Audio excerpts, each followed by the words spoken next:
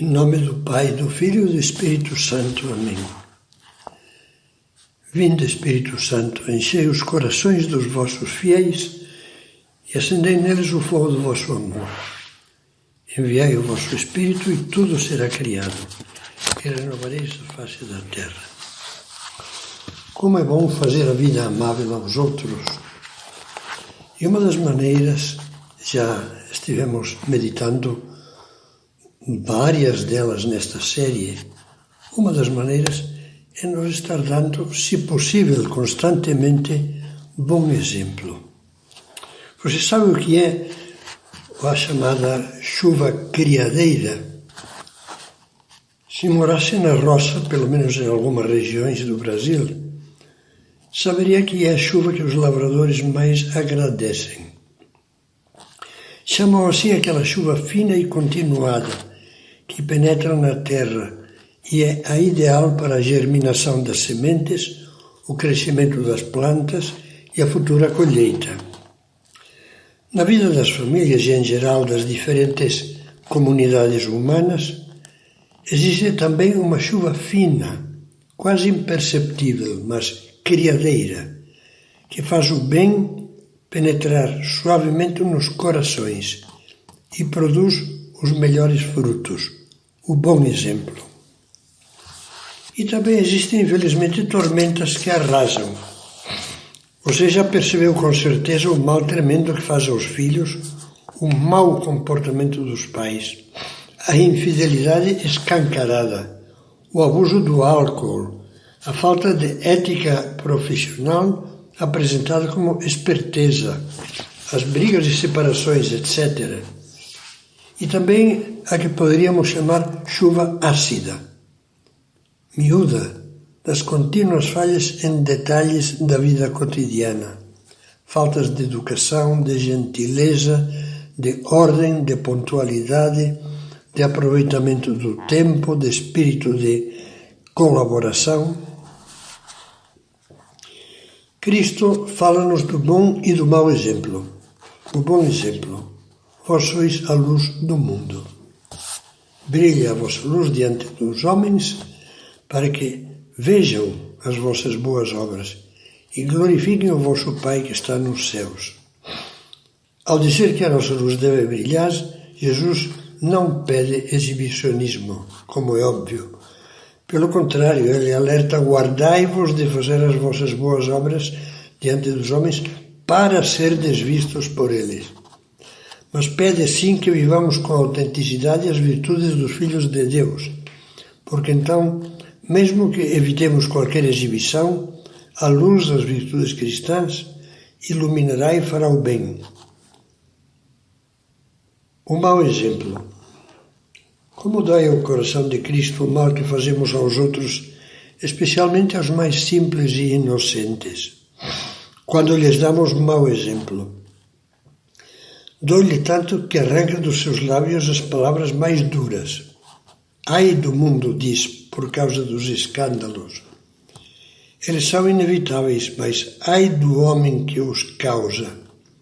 Se alguém fizer cair em pecado um desses pequenos que creem em mim, melhor fora que lhe atassem ao pescoço uma pedra de moinho e o lançassem ao fundo do mar.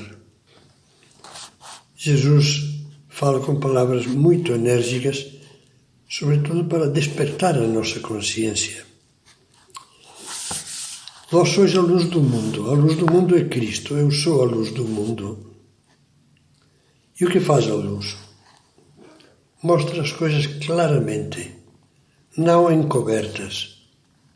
Faz enxergar os caminhos, um dia de sol, os degraus das escadas por onde se deve subir, os obstáculos e perigos que é preciso contornar, os horizontes e metas para os quais devemos caminhar, devemos nos encaminhar. É assim que faz a pessoa que, quando procura viver como cristão, justamente por isso, porque procura ser fielmente um bom cristão, dá bom exemplo.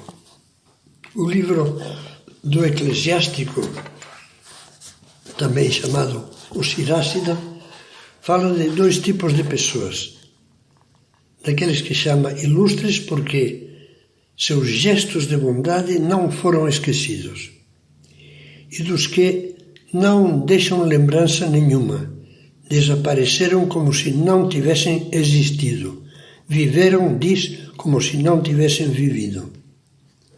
Em qual dos dois tipos nós nos podemos encaixar?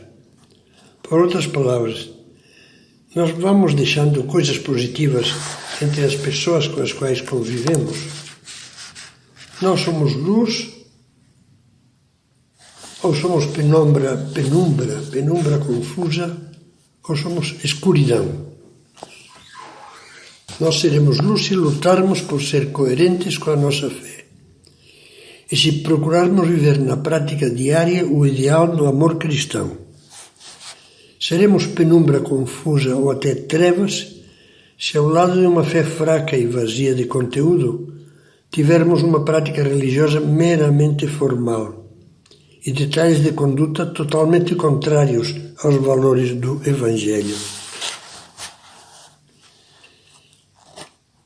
Lembramos aquelas palavras de Jesus, que vejam as vossas boas obras, que a nossa conduta, nas palavras, nas ações, no teor de vida, que nessa nossa conduta os outros possam ver e entender a verdade e o bem, como um farol que assinala o bom rumo da vida, mesmo no meio das tempestades.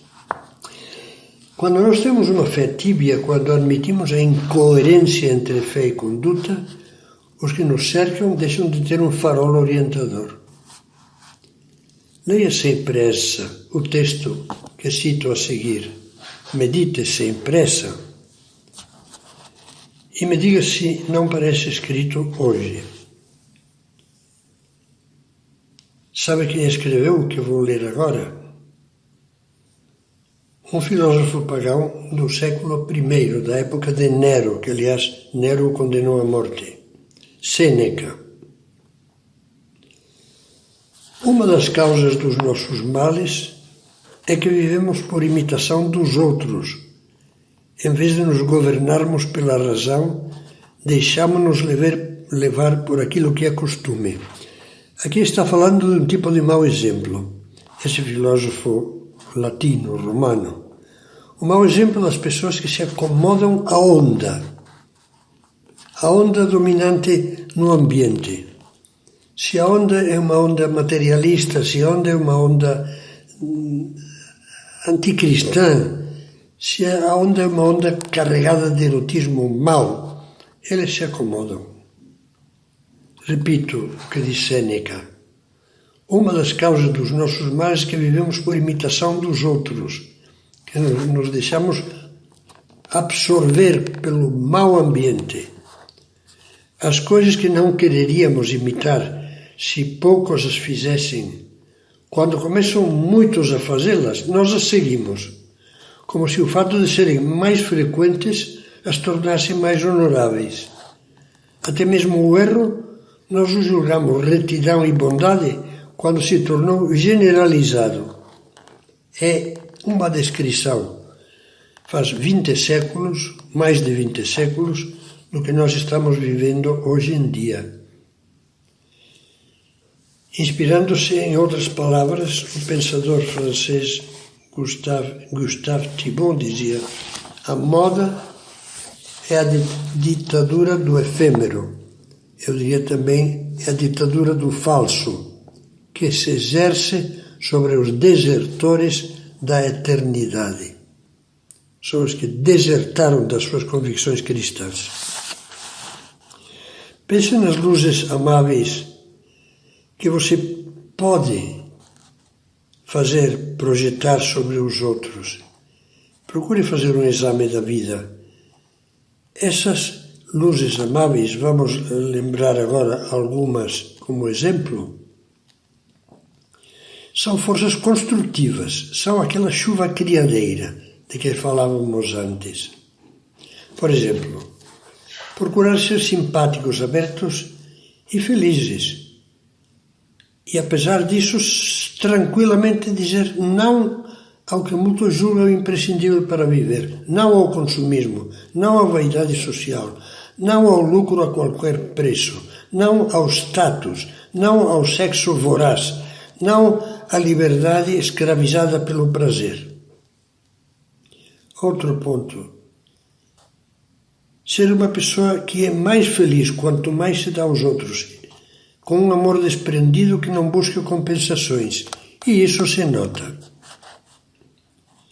Outra, ser o coração que expulsa o calculismo, a mesquinhez, que mostra claramente que não admite, porque as expulsa, as paixões baixas do calculismo, da inveja, da susceptibilidade, do ressentimento, da vingança. Ser uma pessoa com paz de espírito, que sabe aceitar os seus erros, retificá-los de boa vontade e que agradece as correções que recebe. Ser um cristão sem beatices, que só pelo exemplo de vida atrai para Deus, desperta o interesse pela fé e faz nascer nos outros a sede de conhecer mais a fé e de orar mais. Ser alguém ainda que com o seu exemplo nos impele a olhar para cima, para além dos nossos esquemas e opções rotineiros, de baixo nível espiritual. Enfim, o cristão autêntico, pai, mãe, colega, amigo, nos faz descobrir com naturalidade o verdadeiro norte da vida, que é Cristo, e nos atrai para Ele. Desse cristão idealista e alegre, irradia sem palavras um apelo que nos sugere: vale a pena viver assim, é possível viver assim.